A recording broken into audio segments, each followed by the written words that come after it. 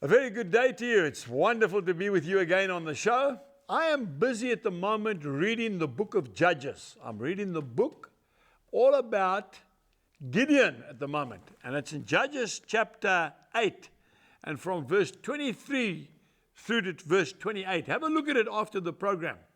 Basically, after Gideon and his 300 men of valor had defeated the enemy, the Midianites, and killed their kings, the people of Israel came to Gideon and they said, "We want you to be our king."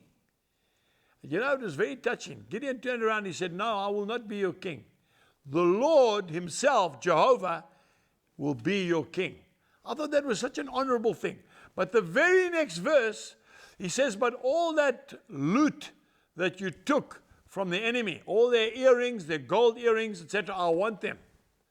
And with that, he made himself an ephod. Now, an ephod is a vest that is worn by the high priest of Israel. There is only one ephod in Israel at a time. Now, Gideon knew that the high priest in Jerusalem had an ephod, and yet he went straight ahead and designed himself, and made an ephod for himself, which he kept at home. Now, what does that tell you? He's just told the children of Israel, "I am not going to be your king. The Lord is your king." And I thought that was so honorable. Then the next verse, he's making himself an ephod to wear. Folks, we need to be careful how we stand lest we fall. Listen to this. His son, his oldest son, he named him Abimelech. Now, Abimelech means my father is king. That's quite incredible.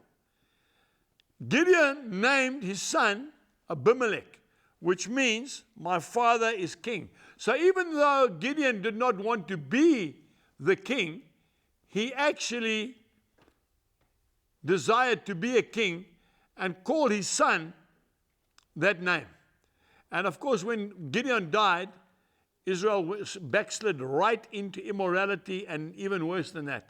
I want to encourage you, my dear friend, to understand one thing. Be careful how you stand, lest you fall.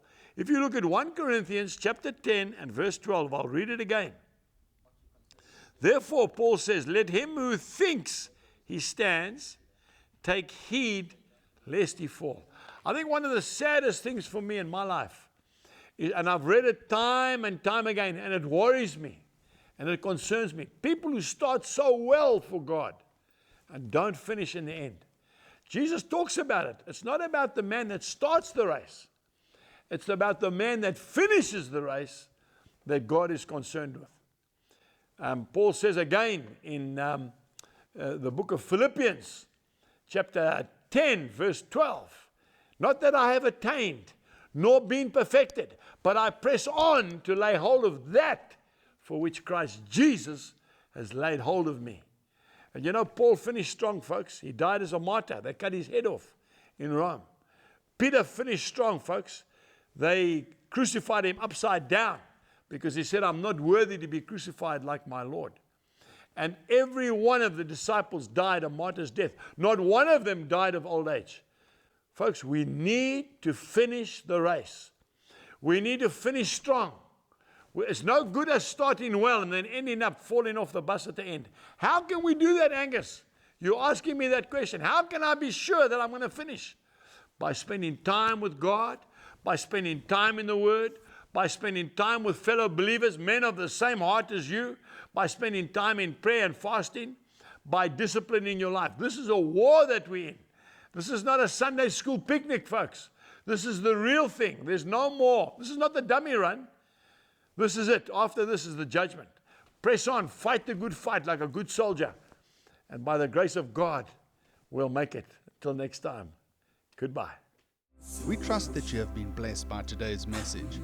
For more information, please visit angusbuchan.com.